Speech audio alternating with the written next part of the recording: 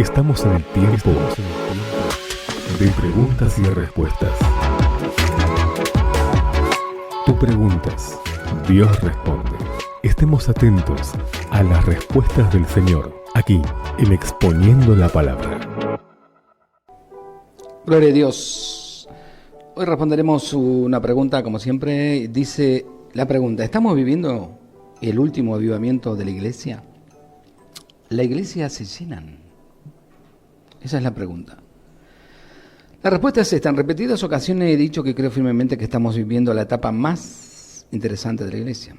Estamos en los últimos días de la iglesia en la tierra y la venida del Señor por su esposa se anuncia a grandes voces.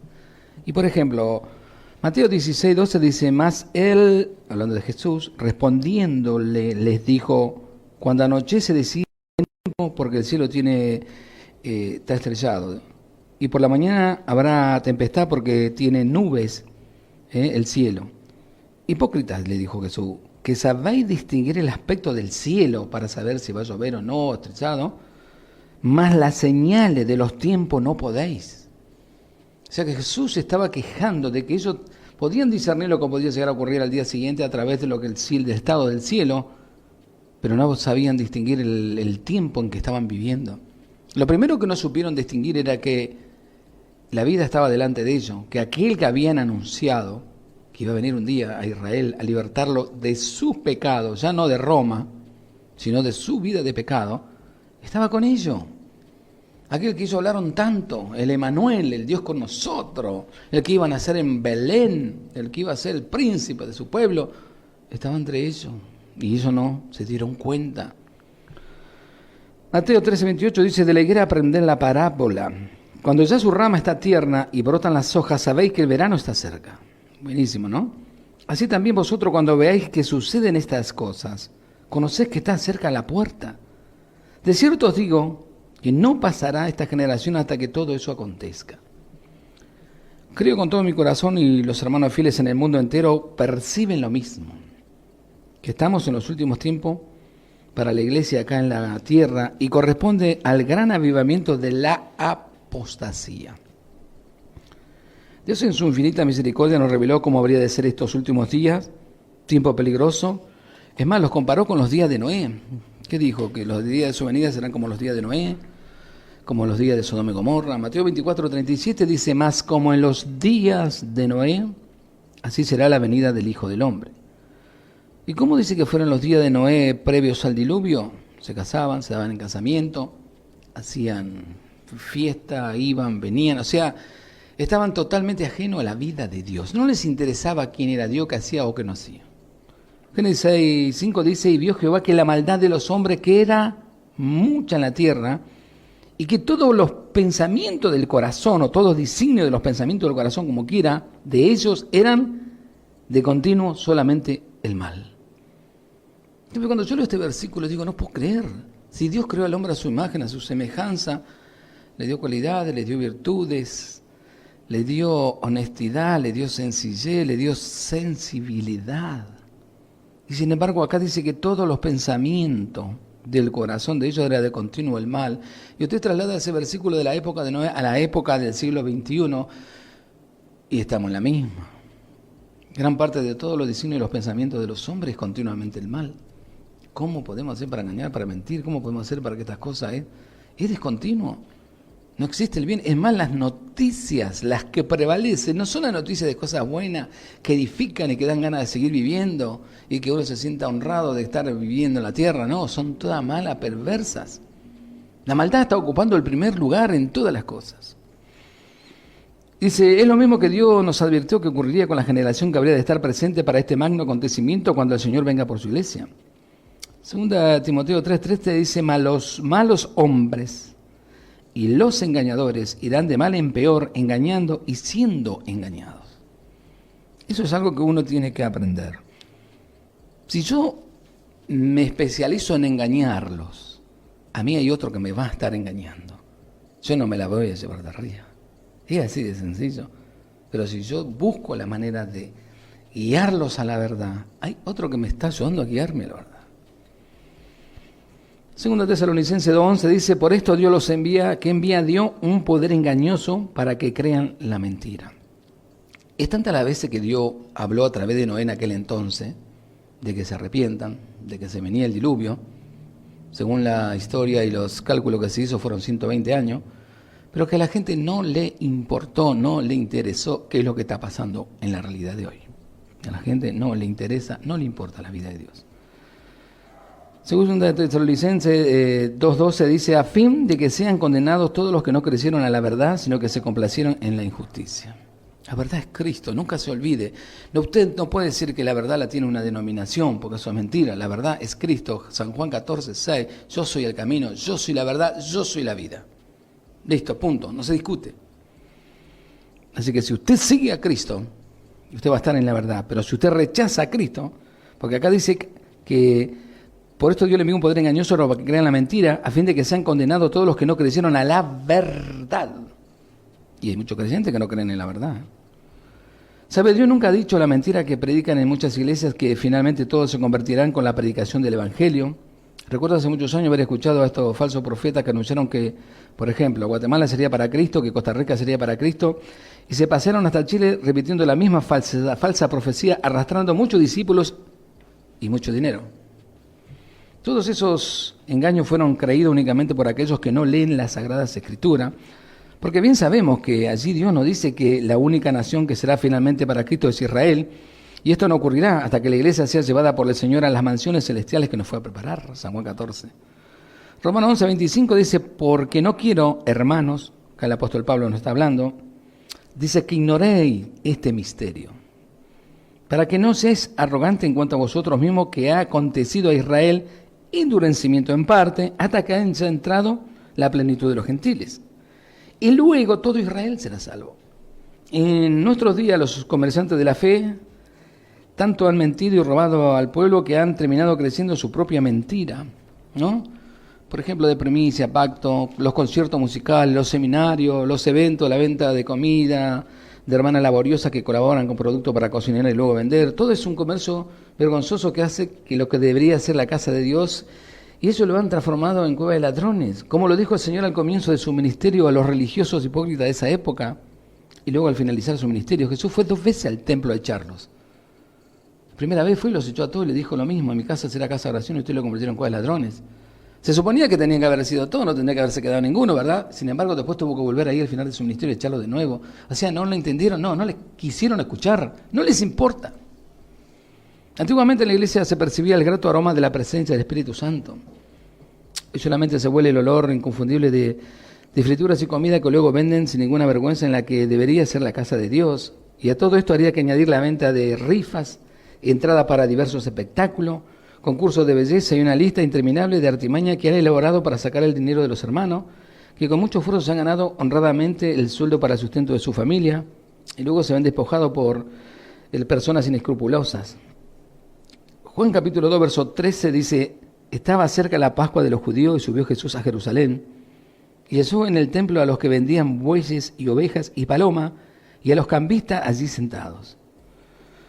Y haciendo un azote de cuerdas, echó fuera del templo a todos, las ovejas, los bueyes, y esparció las monedas de los cambistas y volcó la mesa. Y dijo a los que vendían palomas, quitad de aquí esto y no hagáis de la casa de mi padre casa de mercado. Como podemos ver, esos hipócritas no aprendieron nada en la dura reprensión, porque al término de su ministerio se repite la misma ira del Señor en Mateo 21:12, que dice, y entró Jesús en el templo de Dios, y echó fuera a todos los que vendían y compraban en el templo, y volcó la mesa de los cambistas y la silla de los que vendían palomas. Y les dijo, Cristo está, mi casa, casa de oración será llamada, a vosotros la habéis hecho cueva de ladrones. Dios nos advirtió en su palabra de estos tiempos peligrosos que vendrían, especialmente cuando aquel día se acercara, no solamente diciendo que los malos hombres y los engañadores irán de mal en peor, engañando y siendo engañados, sino del comercio vergonzoso y denigrante que habría de realizar en las iglesias donde harían mercadería hasta con las cosas santas de Dios. Segunda de Pedro 2:2 dice, y muchos seguirán su disolución, o sea, su propio pensamiento, por causa de los cuales el camino de la verdad será blasfemado. Y por avaricia harán mercadería de vosotros con palabras fingidas. En Apocalipsis, cuando describe los juicios que caerán sobre la gran ramera y sobre todo aquellos que se prostituyeron con ella, la Iglesia Católica, como venimos se llama eso, Le dicen que todas las mercancías que habían traficado para enriquecerse serán consumidas en ese juicio divino. Y lo notable es que entre toda la mercadería con la cual traficaron se menciona en Apocalipsis 8:13, las almas de los hombres. Judas 1:11 dice: hay de a ellos porque han seguido el camino de Caín y se lanzaron por el lucro del error de Balaam y perecieron en la contradicción de Coré. Estos son la mancha en vuestros ágape que comiendo impúdicamente con vosotros se apacientan a sí mismos, nubes sin agua, llevadas de acá para allá por los vientos, árboles otoñales sin fruto, 2 veces muertos y desgarrados. De estos comerciantes que hoy han levantado muchas supuestas iglesias es que nos están advirtiendo que el Señor, que existirá al final de los tiempos, por este motivo describe la última iglesia de una forma muy precisa que identifica muy bien a la iglesia de estos empresarios de la fe, ¿no? Apocalipsis 3:17 dice: porque tú dices, yo soy rico y me he enriquecido y de ninguna cosa tengo necesidad. Y no sabe que tú eres un desventurado, miserable, pobre, ciego y desnudo.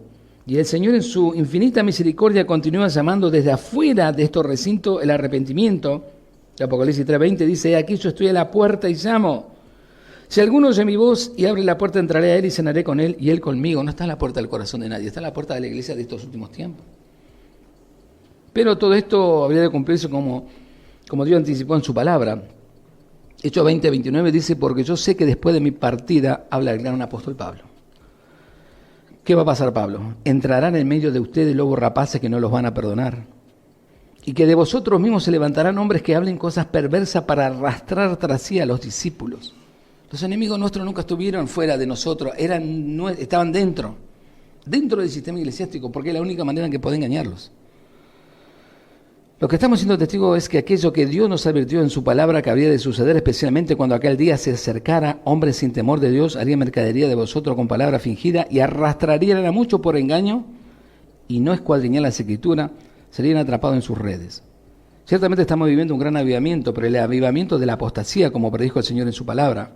La iglesia se llena, como usted muy bien dice, pero eso no se debe a que estos mercaderes de la fe han abierto la puerta al mundo para introducir la mayor cantidad de personas a los espectáculos que ofreces en esos lugares, donde Cristo está afuera llamando a la puerta para que los dejen entrar y acepten el regalo de la salvación gratuita. Han llenado lo que debería ser la casa de Dios con gente del mundo, que acude atraído por la música del mundo, baile, danza, grito, jolgorio, aplauso, grito de euforia, y todo aquello que los puede arrastrar a un delirio idiotizante, con la entretención de los sopladores, donde muchos se representan para ser parte del entretenimiento, y otros tanto participan recibiendo a quienes estos sopladores hacen caer al suelo. También presentan como parte de su diversión a los curanderos y exorcistas, los infalibles profetas divino y obrero, y también las pitonisas, todos quienes no solamente son cómplices y forman parte del espectáculo, sino que además muchos de ellos reciben un salario por su colaboración. Sus estrategias están sincronizadas para asegurar un mayor ingreso y dejar de la concurrencia con los bolsillos vacíos. Dios con mucha solemnidad y claridad nos ha advertido que todo esto ocurrirá antes de la venida del Señor por su iglesia, tiempo en el cual estos empresarios de la fe se corromperían y prostituirían con la gran ramera, siendo su práctica y buscando atraer a la mayor cantidad de incautos en una unión poligámica donde lo único que es importante es el poder y el dinero. Por ese motivo el juicio divino finalmente no será únicamente contra Roma, la cual Dios describe como la gran ramera y hasta los romanistas lo admiten en su Biblia católica, donde añaden la interpretación oficial de esa organización religiosa.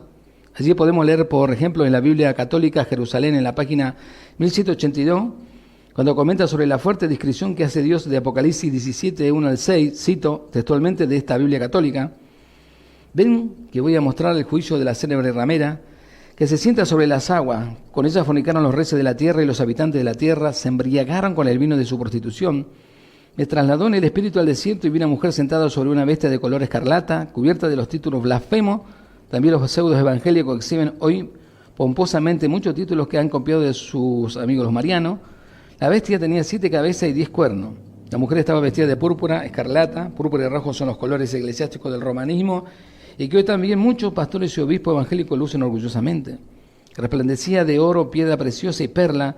Llevaba en su mano una copa de oro llena de abominaciones y también las impurezas de su prostitución, y en su frente un nombre escrito: la Gran Babilonia, la madre de la ramera y de las abominaciones de la tierra. Y vi que la mujer se embriagaba con la sangre de los santos y con la sangre de los mártires de Jesús. En su comentario al pie de página añade textualmente: las 7 cabezas son las colinas de Roma, y los 10 cuernos son 10 reyes vasallos, Y en la página anterior, donde también se refiere a la misma gran ramera, eso sin ningún tapujo dice abiertamente en el comentario de la página 1781, aquí Babilonia es igual a Roma.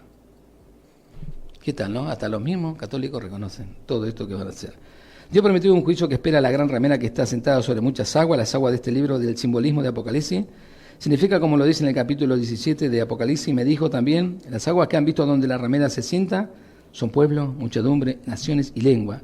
Esto incluye en ese juicio divino no solamente al Vaticano, sino a todos los comerciantes de la fe que se han prostituido junto a esa gran ramera, siguiendo la misma estrategia y alianza con los reyes de toda la tierra. Sí, estamos en los últimos tiempos, la iglesia se llena, pero es señal de apostasía. Estamos en el tiempo de preguntas y respuestas.